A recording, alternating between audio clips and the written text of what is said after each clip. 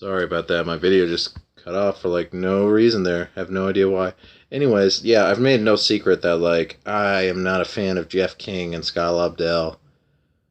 Yeah, I'm just not a fan of them. I mean, Lobdell is kind of a guy that like he's the kind of guy that like comes up with an idea and it sounds good at first and then he gets into it and then it's like he doesn't know exactly how it's going to end and he's not really a great dialogue writer in my opinion. Like in my opinion, like the Superman books kind of sucked when he was on it. Like I mean, they were action filled, but like the dialogue was never good in my opinion. You know, and Jeff King has just always been bad in my opinion. I can't really. I think he just burned me so bad on Convergence, and that's another thing. You know, anybody who knows Jeff King, I don't think he had written a comic book before Convergence.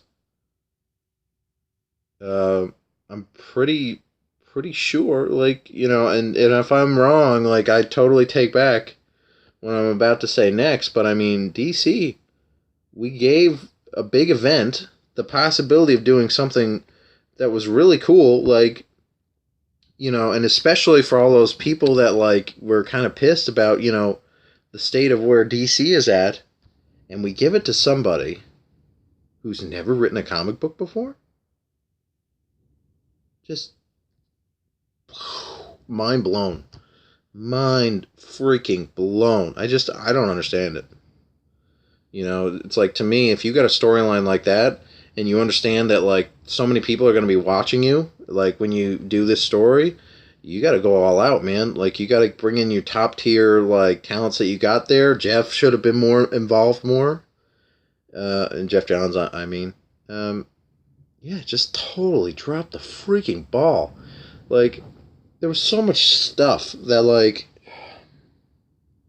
I saw for like promoting that event. Like another great one was I'm pretty sure it was Brainiac and you were seeing like Superman dying throughout like the times in the comics.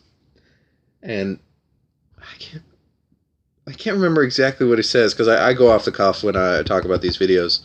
But like he talks about how no matter what the timeline, you always matter or something like that. He says something really cool like that, and during like at that picture, and it's like, whoa, this is gonna be really cool. This is gonna be a big like my idea of it was this is gonna be a big DC event with Superman kind of at the center of it, and you know, there's so much possibility. And then it's like we're making the story about characters like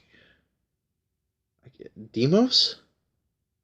I think Demos, and then there was the other guy, the center of the earth guy. Can't remember his name. Like they were big parts of it. It's just absolutely blew my mind. As a like, seriously, this is our ideas for this. It's just unbelievable, unfreaking believable how much they dropped the ball on that. And and if that wasn't bad enough, at the time it dominated literally all the books DC put out for 2 months. Like, man, it was a dark time. Like, especially when you're like me, where like you basically you just read mostly DC. You know, I think that was the time when like I started looking at a lot of other books that like I'm reading to this day. I think that's where I spent a lot of that time. Like, because you know, and then they had all the side issue things. And they were all like 2 issues a piece, right? Like they were all like kind of like 2 issue limited series kind of thing.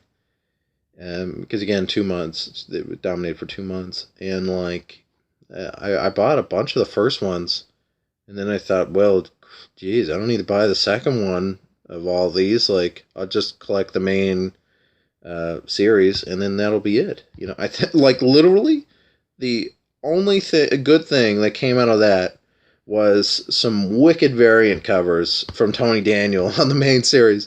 Like, literally, that was the only bright spot of that event. Just, again, I can't express just how disappointing it was. Just an absolute dropping of the ball.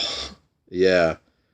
Like, again, And you guys out there, you might be a big fan of it, but for me, it just did not even come close as to like living up to the hype. Because you also got to remember there was World's End, there was Future's End, like these two weekly books, like building up to this thing, and the hype was there, and the possibility of it being amazing. And then when you think about what happened in that story, it's like Demos is the bad guy. You got Telos, just this very, very stereotypical like motivation of, I guess, a hero slash bad guy, and you get it with a like couple of writers that are just not that good. You know, gosh, it was everything that like it shouldn't have been. Isn't that crazy? Like it's everything that it shouldn't have been. And you have the possibility for like the biggest of stories, and it's just I don't know.